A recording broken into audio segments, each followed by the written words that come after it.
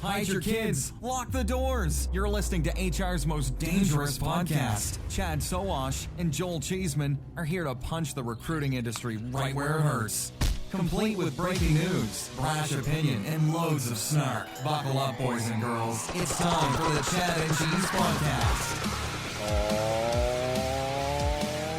yeah. Happy International Nurse Day.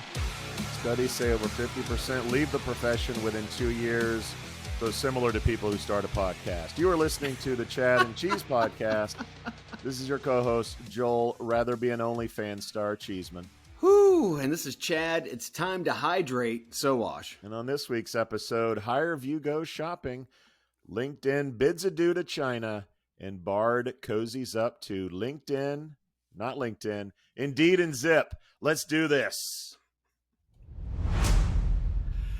Dude. Clearly a little sleep deprived. Yes. I mean, that was an amazing trip. I definitely have to hydrate. I did well hydrating, but there was so much alcohol consumed during this trip. But I got to say, ending up with a delayed flight last night. Both of us. Yeah. You got up even earlier than we did to have to hit the airport. But yeah, we were supposed to go through Atlanta. That flight wasn't canceled. It was just postponed, which means we would have had to stay the night in Atlanta. So they flew us to LAX. And then my head didn't hit the pillow until 7 a.m. this morning. So got a few hours sleep, feeling good, hydrating, and yeah. Trust me, no one feels sorry for us, Chad. No one feels sorry for us. We had a fantastic week in Southern California. Let's talk about that, shall we? Oh, God, yeah. So the Veritone, dude. So you came into John Wayne. Yep. Julie and I came into San Diego. We got a car, and we drove up. Always love doing those little trips, right? John Wayne is Orange County for the kids out there that don't remember who John Wayne is. And shame on you if you don't know Pilgrims. Who John Wayne is. Yeah, shame on you. On the way up, it's hilarious though. We pass an In-N-Out burger, and I look at it and I said, you got to jump right to the In-N-Out joke. I bet you. Okay. On the way back, we get a request from Cheeseman because Joel's gonna come. He's gonna come back with us. Get a request from Cheeseman. We will hit an In-N-Out burger. It's like predicting the sun will come up tomorrow. That's like the easiest prediction in the history of predictions. Cheeseman will want In-N-Out burger. Yeah, good for you, Chad. Good prediction. Prediction. I nailed it. Like that. Much better than your usual predictions. 60% of the time, it works every time. So you made it in. I was there first. Yep. Got some seafood. Some listeners will know my wife hates seafood. So whenever I'm in a locale with good seafood, that's where we were.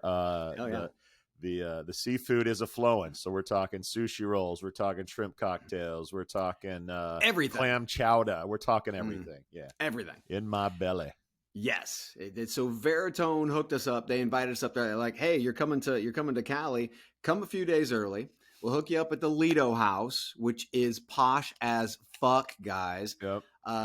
We're hanging out at the pool. We go on Ryan's boat with Terry. I mean, amazing food, amazing company. Not only Ryan Steelberg and Terry Baker out on the boat enjoying, the bay and the ocean, but also we hooked up with Kelly Robinson and Dom Barton as well. So a lot of people. It was a little UK love in SoCal. By the way, we used to be a podcast of the people. Now we're just two douchebags on a yacht. I don't know what the hell happened to us. I need to go roll around in some nachos to feel better about myself. We're gonna fix that in Nashville at Wreckfest. That's true. We're going back because we're gonna do a pontoon booze cruise, right? So we're gonna fix that because we are a podcast of the people, my friend. We're gonna make it up in Nashville. That's nice. I do think one thing that's was interesting is big tech used to not give a shit about employment, whether it was Google or you name it. But a public company like Veritone, kick-ass AI and solutions. Oh, I mean, dude. work tech, whatever you want to call it, is a major part of their future. Yes. And that's a major change in what we've known for the last 20, 25 years. Yes, and their tech is so much more advanced than anything that we have in our space. Let's just go ahead and put that out there, okay? They've cloned our fucking voices, guys. They've translated our voices into 4 different languages, and that's just the tip of the fucking iceberg. It's pretty amazing. The generative AI that they play with, not just with voice, but also with avatars, video. It's fucking crazy. Yeah, I mean, what we were able to see and hear about under NDA, sorry kids, at some point you'll know as well, was just blows your mind. That some of the stuff is coming to employment. A little bit scary, but a little bit scary, but still awe-inspiring nonetheless. Well, then we went south, which is when we actually got to have the prediction come true. A little In-N-Out burger for Joel Cheeseman. Oh my God. I was so stuffed with all the fish and seafood that we'd had. Who goes to In-N-Out and gets nothing? Chad Sowash. That's who. That's who goes there and gets nothing. I tell you who was happy, though, Julie Sowash, because she wanted some In-N-Out burger. That's for sure. Yeah, But we make it down. We make it down to Coronado Beach, right? Yep. Icems hooked us up. We were at the Lowe's, the resort. Again, first thing we do is throw our stuff down, go to the pool, hang out. It's a good time. By the way, if Julie Sowash says that she's bringing sunscreen, don't believe it. Bring your own sunscreen. I was a bearded lobster by the pool for most of the time. Dude, the Lido House and Lowe's both had their own self-serve freaking shut up. Fortunately, my Mediterranean skin has soaked up the soaked up the sun nicely. Thank God we're on video now. You can go check it out for yourself how savagely tan I am. I've got a nice base. I'm ready. I'm ready for this next coming few months. Yeah. So Icems hooked us up. Carly did. I mean, I gotta give it to her. She was like, "Look, I'm gonna make a bet on Chad and Cheese. They might come up in here and fuck some things up, which is not good for me, or they might just blow it out of the water," which we did. So big thanks to Carly, super fans, Will and Brooke, Megan for helping us with the t-shirts, and just a long list of people that took care of us. I mean, I literally felt like royalty. It was a good time. I got to say that the t-shirts. Yeah. Carly Dyson said, "Hey, we love your t-shirts. Let's get some exclusive ones made for the show." Yep. I was like, "Cool." So it's our shirt with featured iSims Inspire. I think had 150 made. Probably about 200 people went to this thing. Mm-hmm. I thought, man, you're gonna have a lot of shirts left over. No one's gonna want these things. They were gone. Before the first day was over. By the time we did our thing, I looked down. I was like, they were gone. I looked under the table, nothing under the table. Like they were literally gone. So people hoarded these shirts, loved them. I can hear Stephen. I can hear Stephen McGrath right now. Gone. Where's my T-shirt? Yeah, Stephen's not happy. We're gonna have to do something to cheer him up a little bit. One of our favorite, probably our favorite, Scott, who will definitely get a T-shirt if not more when we see him at Wreckfest. I promise. It's there. But we had Christy Spilka and Lorraine Porter. Oh yeah. On stage with us. This is a very exclusive group of practitioners who were in the room. Great content, great parties. Joel, I thought you broke a hip on stage, but that was roll. On purpose. We're calling it the roll now. I think the roll got a lot of attention. All I did was I thought it was a snap decision. I engaged with my inner Chris Farley and Chevy Chase, and I did like a roll on the stage. Yeah. Someone got video of this. People thought I really fell. They were concerned. You were like, he pulled a muscle. I'm glad 911 didn't show up. But the roll got a lot of attention. If you haven't seen that, go to social media and check it out. And you got right up, grabbed a T-shirt, threw it into the crowd, so everybody's like, "He's okay. He's all right. He's okay. He's all right." And then you forgot to mention Lorraine brought us some beer from Nevada. I wanted to get to that because that was we'll let you amazing. Lorraine Porter, she knows us, right? I Mhm. feel like she's our people. Okay, she brings us 4 different beers from Nevada. Mhm. IPAs, most of them hazy, juicy IPAs. It's almost like we were in the same mind. It was beautiful. We asked Carly, is like, hey, we want to take these on stage so we can drink during our thing, and she froze up. Right, and then she asked, then she asked Ari, and Ari's like, "Yeah, of course. What else did we expect?" All right. Christy did though. She had champagne on stage, so She's fancy. she is fancy. She's fancy. You know what also is fancy? That fucking iSims hoodie. It's like it's so soft and it feels like a hug from Brian Provost. Yeah, who made those? Aviator.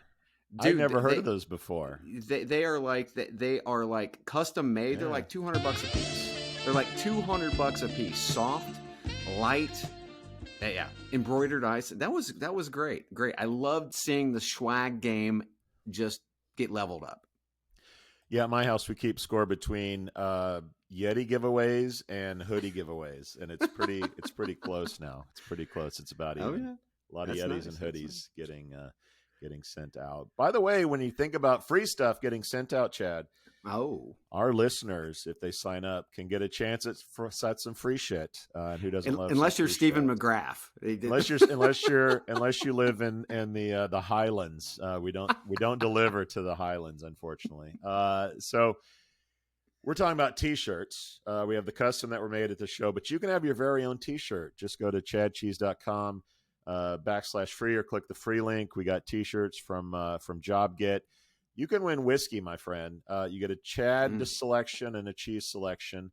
That's from our friends at Tex Kernel. Aspen Tech Labs is helping us send beer to people, and our friends at Plum, if it's your birthday, you have a chance to win a fine bottle of rum sent to you on your birthday from our friends at Plum.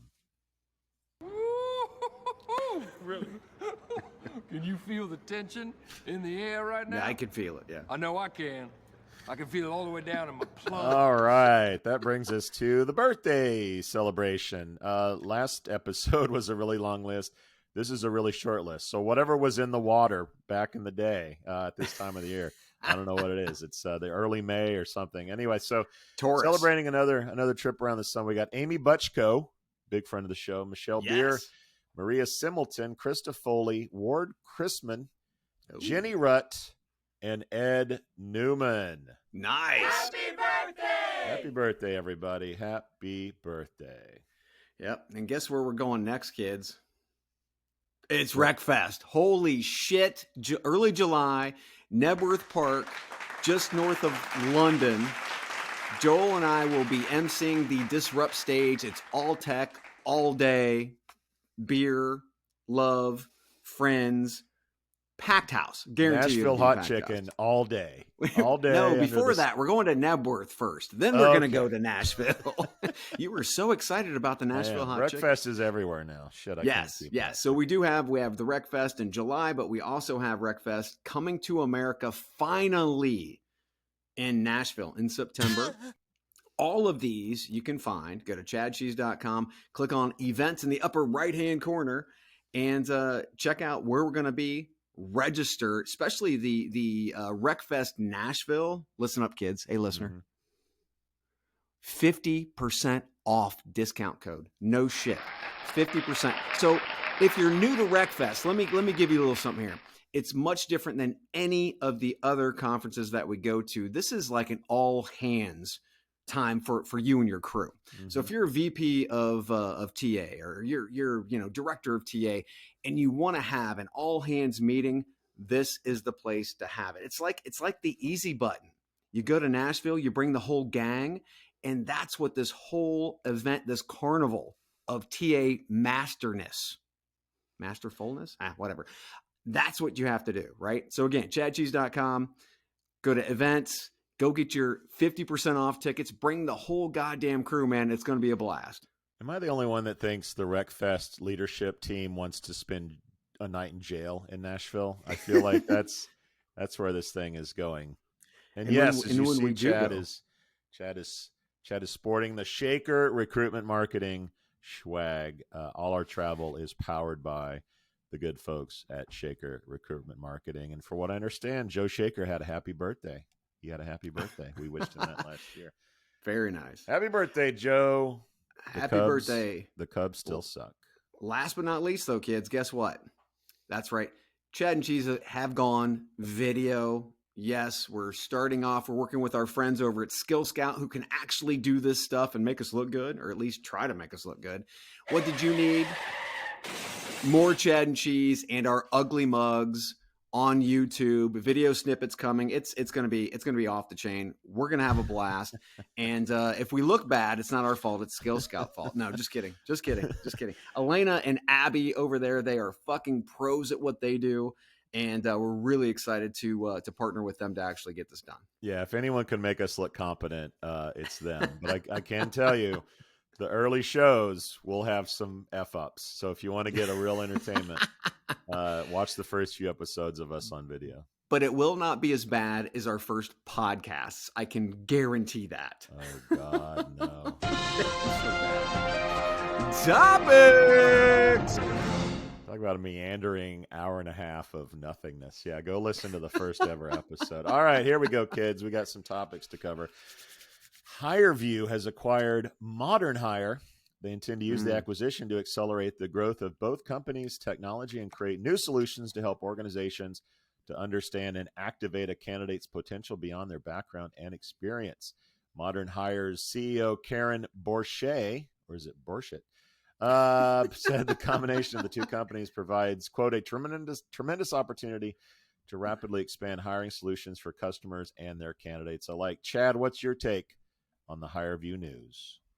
So a little backstory, first and foremost, HireVue around since 2004. Okay, 93 million in funding, which seems like a pittance compared to the Eightfolds of the world, right? So you got to give them some love because they are making money because they haven't gone over the edge with funding. Montage, that was what Modern Hire was. We'll talk about that in a second. They came around 2007, about 28 million, 27.7 million in funding.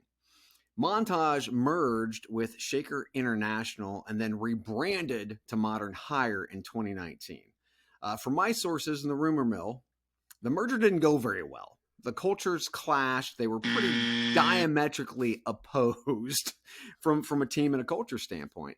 So you have the drama, and then the drama doesn't play well to production, goals, focus, sales, vision, anything like that.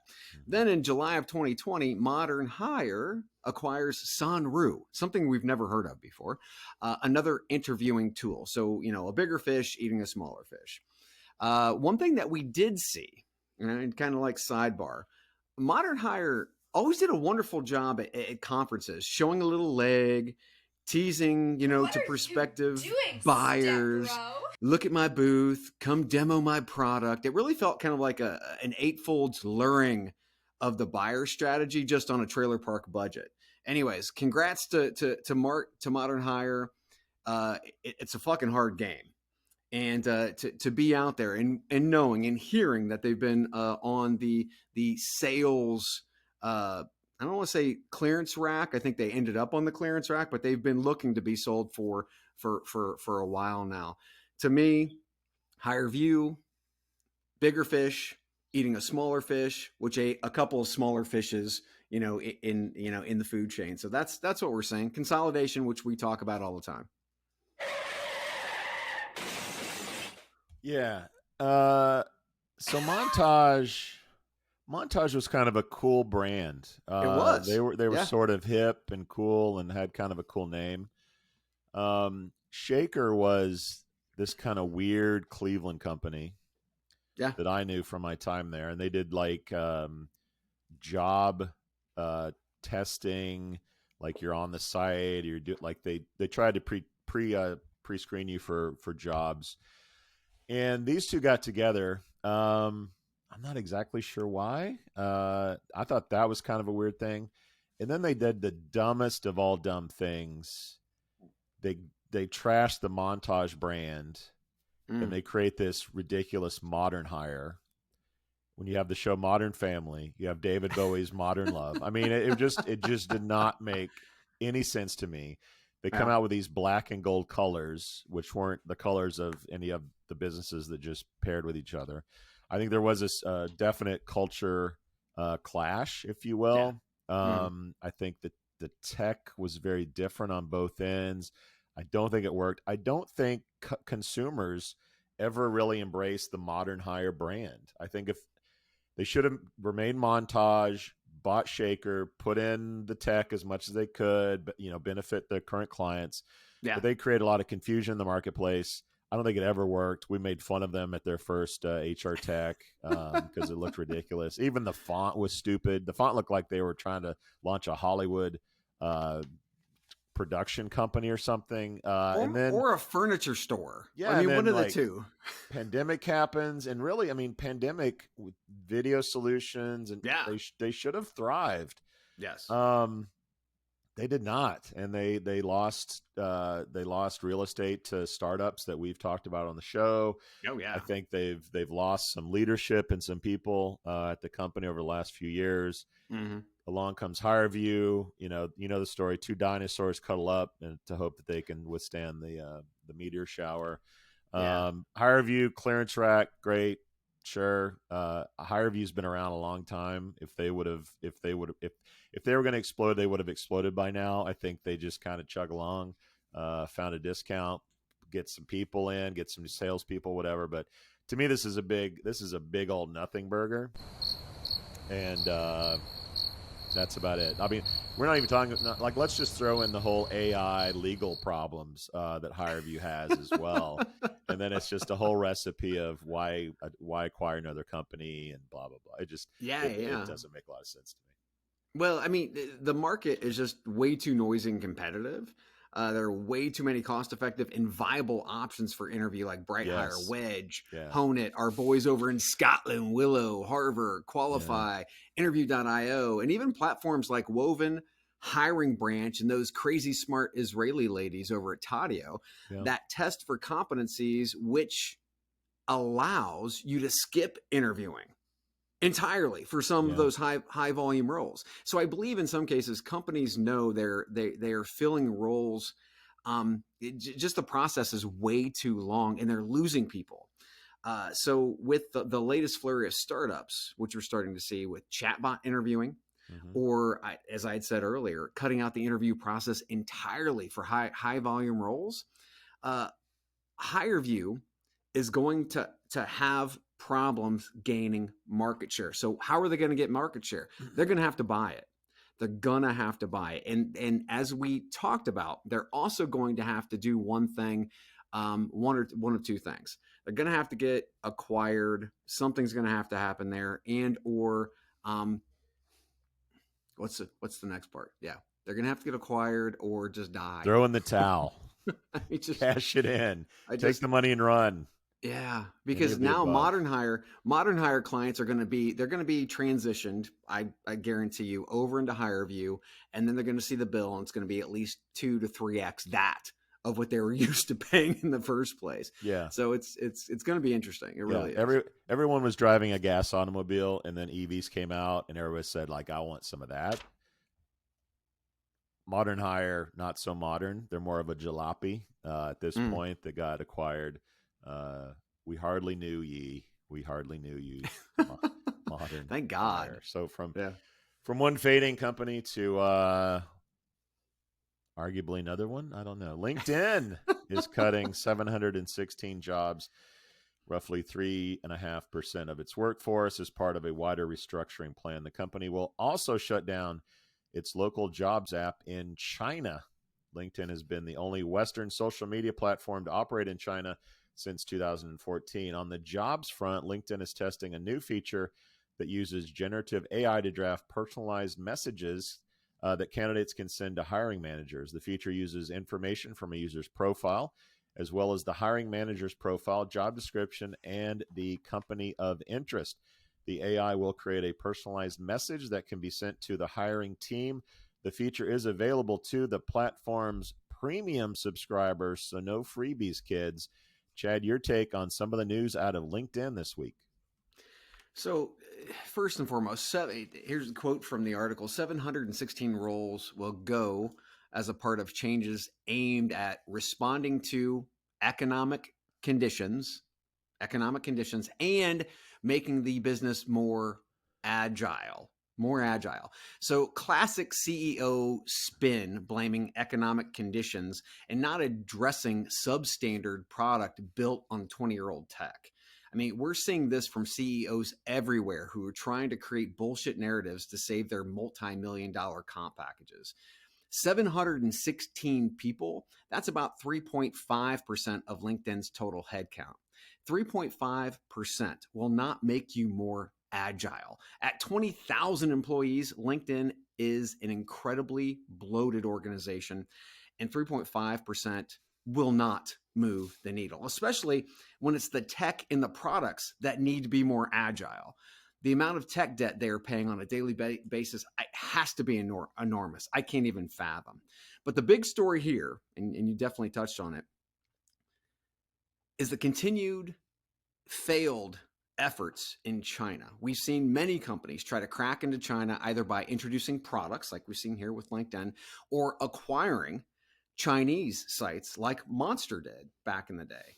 China looks like an amazing opportunity until you start throwing cash at it and it doesn't come back. On the generative AI side of the house, this is an easy plug for Microsoft. I mean, this is I think an easy bridge. Do I think that this is going to save the archaic platform itself? No, I think there's got to be something that they do to be able to change who they are for the future. I mean, they can't be the 6 degrees from Kevin Bacon focus. They have to be more fashion forward, and they're going to need new tech to do that. I just don't know how they get there. Layoffs at LinkedIn again. 3.5%, 26,000 employees. Not a big story. I'm just surprised it wasn't more. Why they don't just take one big cut at it and get it over with, I don't know. So to me, that's not a huge story. I think like most tech companies, laying off people is just par for the course. Replacing those folks with more AI solutions, which, by the way, LinkedIn has the inside track. They're owned by Microsoft, who's a big investor in OpenAI. So that's much to do about nothing. I do agree that the China play is really interesting. Some history. Google got out of China over 10 years ago, I think, just because China wanted so much control over the algorithm and the search results and who's searching what. And Google's just like, we're out. We're not going to play that game. Yep. Baidu obviously has taken over the search market there. Facebook never got in. I remember Zuckerberg going over to China and palm pressing and playing nice. Never happened. Twitter never happened. LinkedIn was really the only social network, and they were basically LinkedIn as you know them until I think 2014. They were the only player in town since China was being China, and okay, we want to know who are the dissidents, who's sharing stuff about China's government or whatever. Yep. So then LinkedIn said, okay, we're just going to be jobs. All right, we're just going to be jobs. And that's it. And I thought, well, that's okay. That's pretty safe, right? Well, apparently not. So now they're totally out of China. I think the regulations, the government, I just think it became too much of a headache.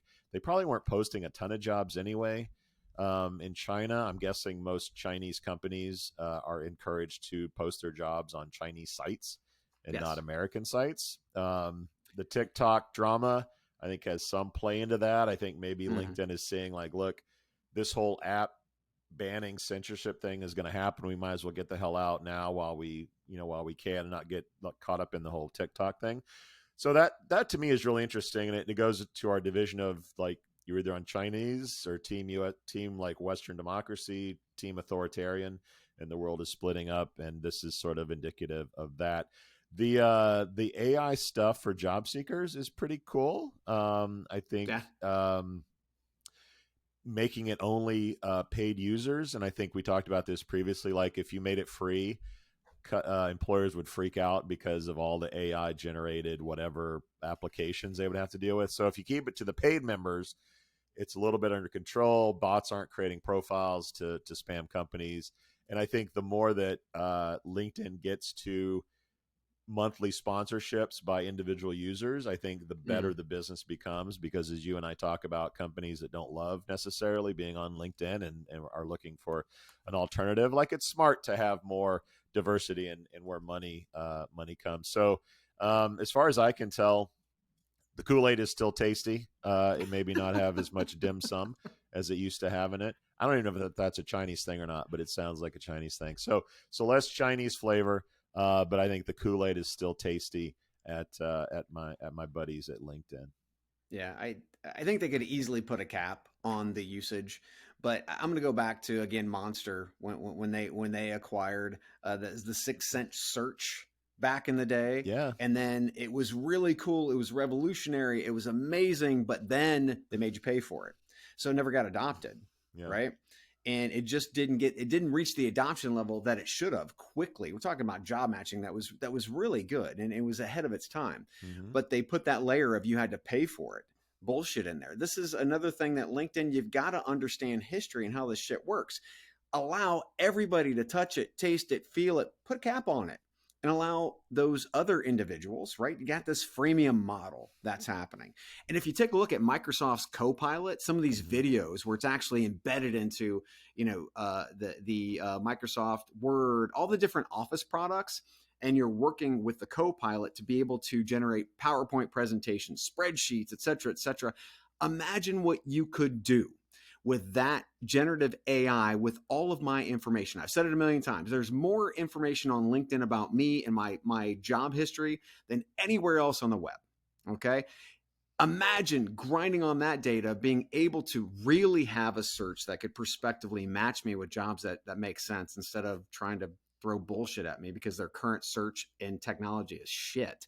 But to be able to pivot into those types of things, I really believe from a strategic standpoint, this is all flash in the pan, because they're not taking a look at what OpenAI actually did.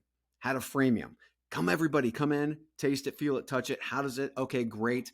Here's your monthly fee. Freemium models, Chad, are the wave of the future. Either way, Microsoft and OpenAI, shit's going to get bonkers. I wonder what Google is going to do. We'll find out when we come back, everybody.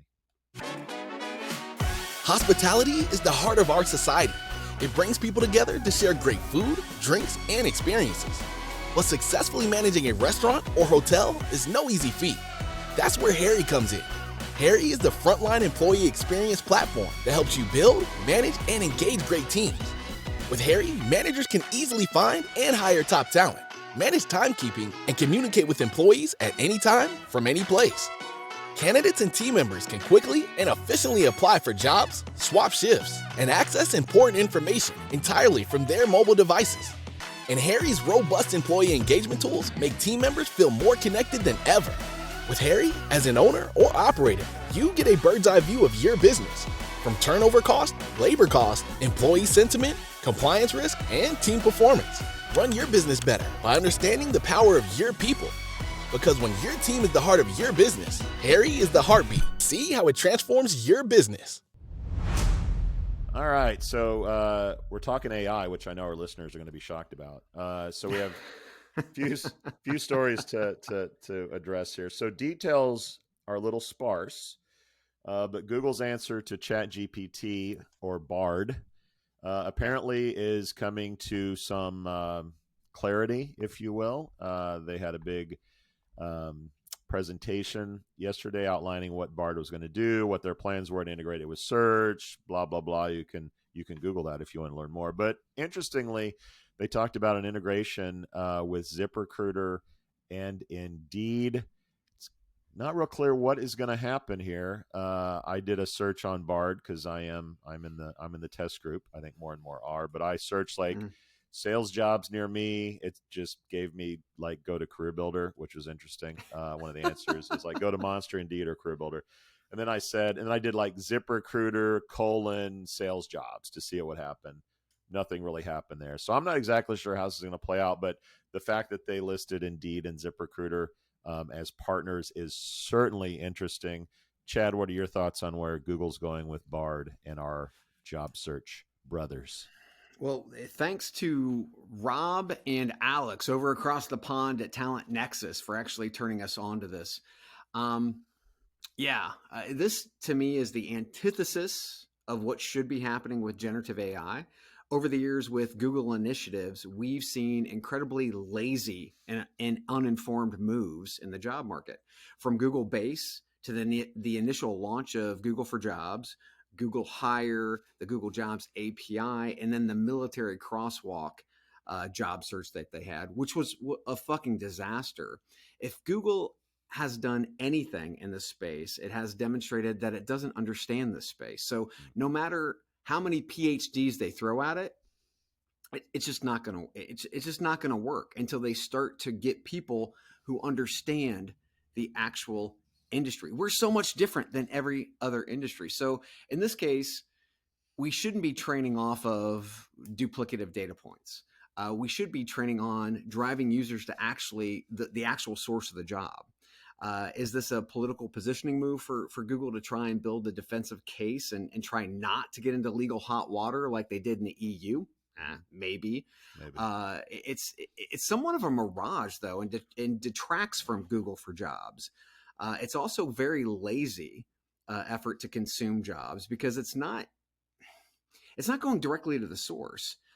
And Google for Jobs already has feeds that are marked up, right? So why are they doing this instead of just using what's already available to them, right? Once again, with Google initiatives, and we've seen this over and over and over. I remember back in the Base days, Google is so fucking big, the left hand doesn't know what the right hand's doing at all. And that's exactly, I think, what's happening here. So I think whatever we see out of this is literally just going to be, it's going to be just trash, to be quite frank.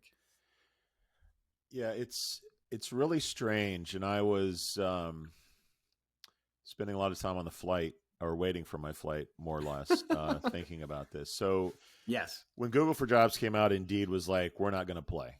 Like, we're not involved. We're not doing it. Fuck it. They obviously have since changed course, and they are putting their jobs on Google for Jobs. So the fact that they would be sort of an early adopter, early partner in terms of this was really interesting to me. Also, what does this mean for the future of Google for Jobs? They just launched pay-per-click, like they're just started monetizing it. I don't know if they said, hey, we're not monetizing it enough, or there's not enough interest. We need to like change course. So that was weird to me as well. I think what the real fear of Google is having their search leapfrogged by ChatGPT. So if you can just say, hey, Google or Bard or whatever, I need a reservation at such restaurant on Friday night between like 7 and 8. Can you do that? And it just goes out to Open Door, makes a reservation, and like you're done. It syncs in with your Google account or whatever, and that's done. So we've had news before about Apple being concerned about ChatGPT leapfrogging the app ecosystem. I don't need an iPhone with apps anymore. I can just do it with voice or talk to my AI assistant, and it'll just do it for me. Well, an obvious sort of thing to do is classifieds. And jobs is one of those things like, hey, Bard, I need a job. I need a sales job in Milwaukee that pays between 75 and 100 grand a year. Okay, bam, it goes in there and it gives it to you, and it needs trusted sources to be able to deliver that stuff to you. Because if Bard starts delivering stuff that's like, Joey's Lobster Cabin, you've never it's heard more like before. LinkedIn today. Yeah, and it's from a job site called joelslist.com or something. You're like, this is bullshit. I'm not going to use this. So to have these trusted sources, where it's Open Door or Zillow or whatever, to search these things, I think that is where Google has to go. So maybe it has less to do about job postings and political stuff. It's fear that search itself is at risk. And if we don't create these collaborations with brands people trust, they're not going to use us. And to me, that is the bigger picture for what Google's looking at. Now, how do you get in the door, and how don't you? Do users select, hey, I really love this job site, this local Right. site, I want that part? I think that'll be determined later. But to me, it's a real threat to the actual business of search that Google is making these partnerships. But it's very, very interesting, and we're both excited to talk about it on the podcast. More of Google to come. But we don't talk about Dice very much, Chad. So let's throw There's them a reason for that. Let's throw them in the mix here in our AI block. Tech job board Dice has launched Dice AutoPen. AutoPen, an AI-powered tool developed on OpenAI to help tech professionals generate cover letters when applying to jobs on the Dice mobile app. Chad, your mind is blown. I can see it. What are your thoughts on the news from Dice? Cover letters for tech. Fucking cover letters. You wasted tech assets, PR and marketing assets on fucking cover letters. Dude, I got nothing. Art and the team have literally dug the hole, and they're starting to throw dirt on themselves. I mean, cover letters. I got nothing. This is the stupidest fucking thing I've ever heard for the tech market. Cover letters. That's the best you got, Art? Yeah, fire yourself. You're saying they didn't go deep enough. Just a tip. And they branded it, which is the funny thing. Dice AutoPen.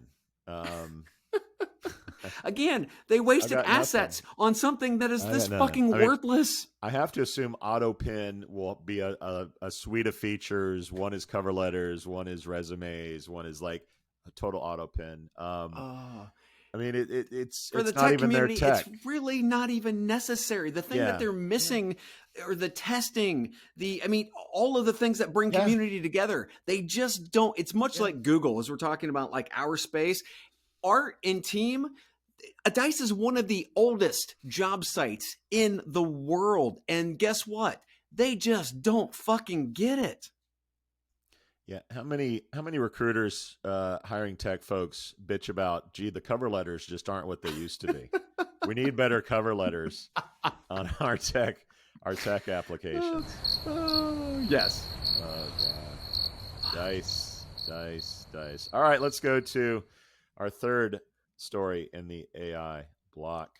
About 35% of U.S. workers believe that their job will become more reliant on workplace automation in the next few years, while almost 10% have already been impacted by it, according to a survey by our friends at SHRM. Additionally, 23% of workers are concerned that automation will replace their jobs in the next 5 years. That's almost 1 in 4, Chad. Women were found to be less concerned about job displacement due to automation compared to men. I don't know where to go with that one. But, Chad, what are your thoughts on all this concern about jobs being replaced by the bots?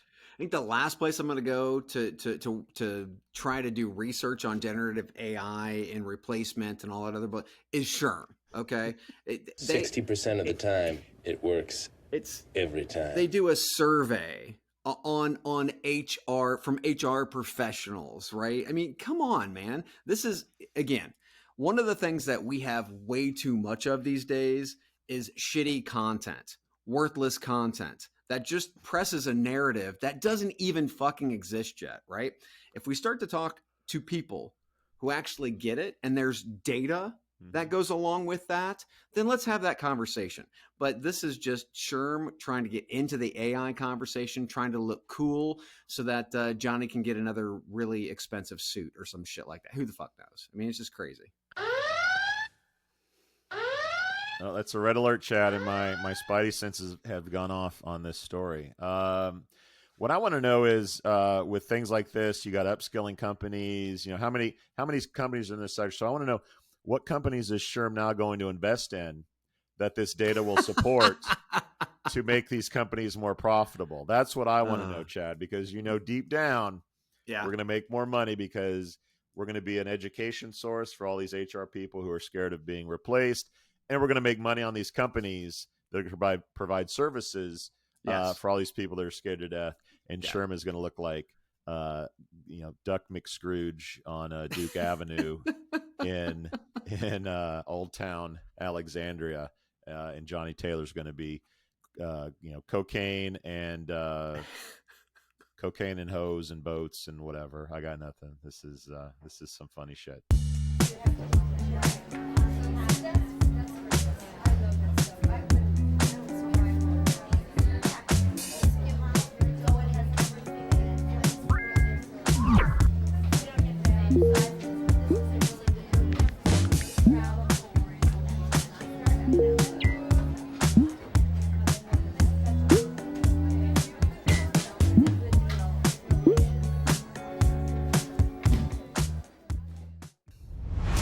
Let's talk about productivity. That is the end of our AI block, everybody. So the United States has experienced 5 consecutive quarters for year-over-year declines in productivity, which has never happened before since the data was first collected way back in 1948. The low productivity is creating compensation pressures and pushing up unit labor costs. Research suggests that the current low productivity environment is due to the constraints that the pandemic has placed on the economy, such as supply chain constraints, labor constraints, and capital constraints.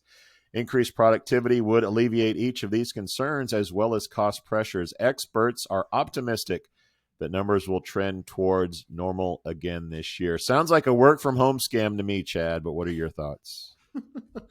Well, first and foremost, we put out a podcast episode this week with Andrea from Visier that is focused on turnover contagion. And it's fucking hard to keep pace with when your positions aren't filled, right? Or new employees are onboarding, in training, and just not up to snuff with their predecessors, right? So this isn't a work from home problem. It's a continued workforce problem. And it won't be fixed until companies start changing the ways they are doing business by focusing on employees first instead of just the outcomes. The outcomes will come if you put the time and the effort into your people. I mean, come on, this is basic shit.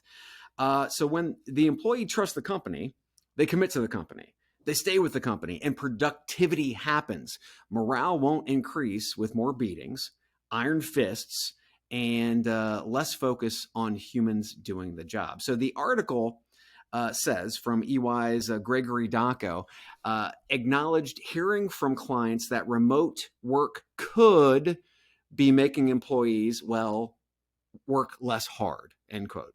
That's completely anecdotal and builds a false narrative to divert away from the real problem. Again, one of the things that we have to do, and I'm glad that we do this podcast weekly, is we have to cut through the bullshit, period.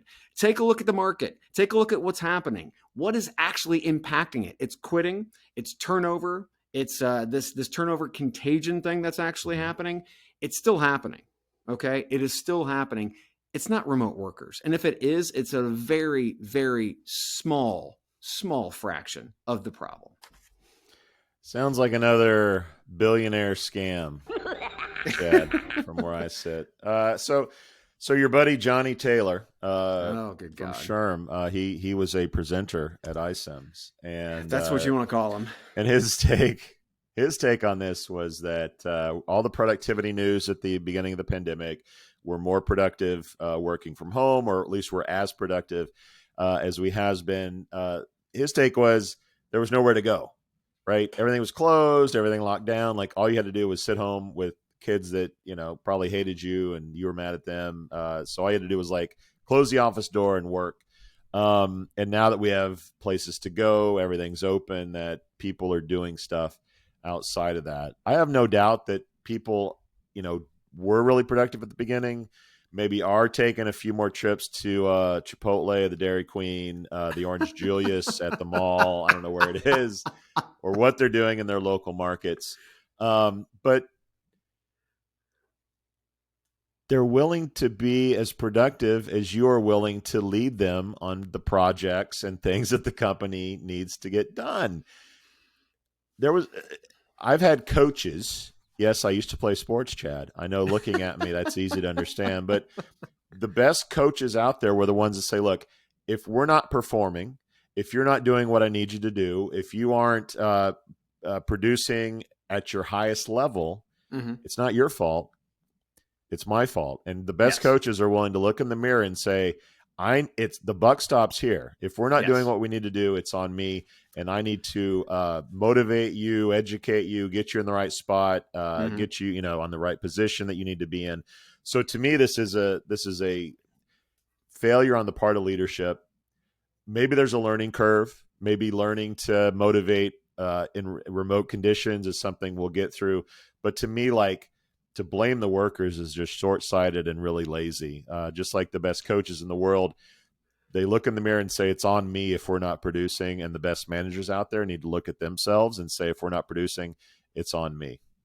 Yes, agreed. Well, it's funny too, because we just did a show a couple of weeks ago, I think it was, where, Johnny's talking about, the prospect of remote work not working. Well, that asshole actually fired somebody who wanted to go remote, and then outsourced the job to India so he could pay 40% more. That's still fucking remote work, asshole. I mean,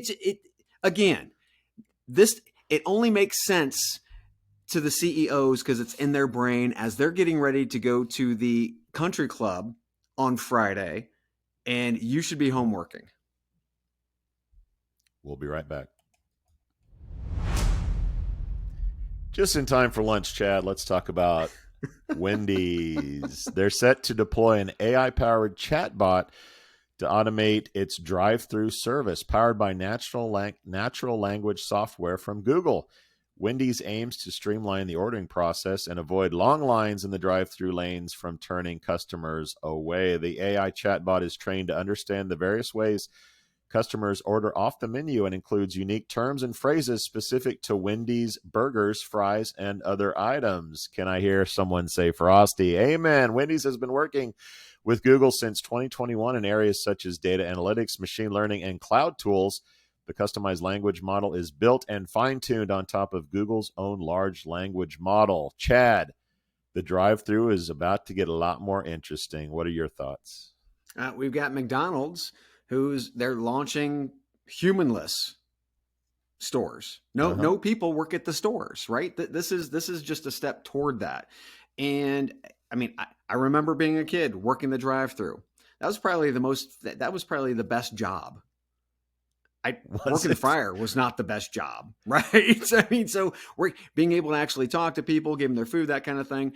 So get numbers from girls. Yeah, I know what you're saying. Well, I mean, yeah, it's one of those things. But I mean, it just makes sense. And if I don't have to be on the mic and have to go through all the bullshit, and I can just, again, take some of those tasks off and just interact human to human through the actual drive-through, it's interesting. But then that human's going to be taken away from the drive-through, and there's going to be a robot that's handing the bag out sometime soon, like, again, McDonald's. So yeah, I think it's just progression and doing jobs that aren't really the best, jobs in the world. Yeah.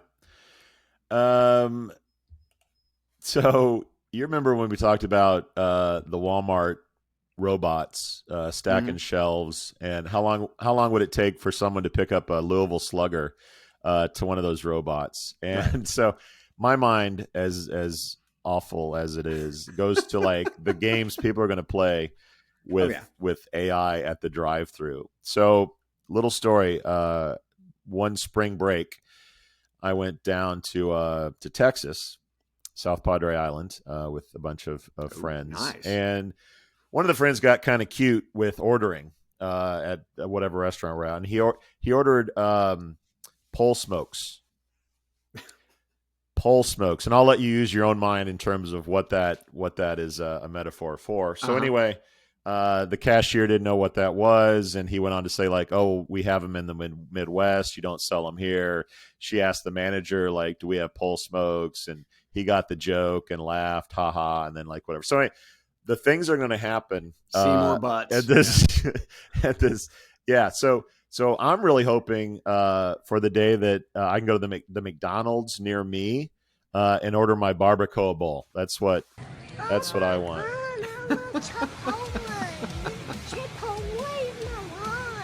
It's time for a nap. We out. We out. Thank you for listening to, what's it called? A podcast. The Chad. The Cheese. Brilliant. They talk about recruiting. They talk about technology. But most of all, they talk about nothing. Just a lot of shout-outs of people you don't even know. And yet you're listening. It's incredible. And not one word about cheese. Not one. Cheddar, blue, nacho, pepper jack, Swiss. So many cheeses and not one word. So weird. Anywho, be sure to subscribe today on iTunes, Spotify, Google Play, or wherever you listen to your podcasts. That way you won't miss an episode. And while you're at it, visit www.chadcheese.com. Just don't expect to find any recipes for grilled cheese. It's so weird. We out!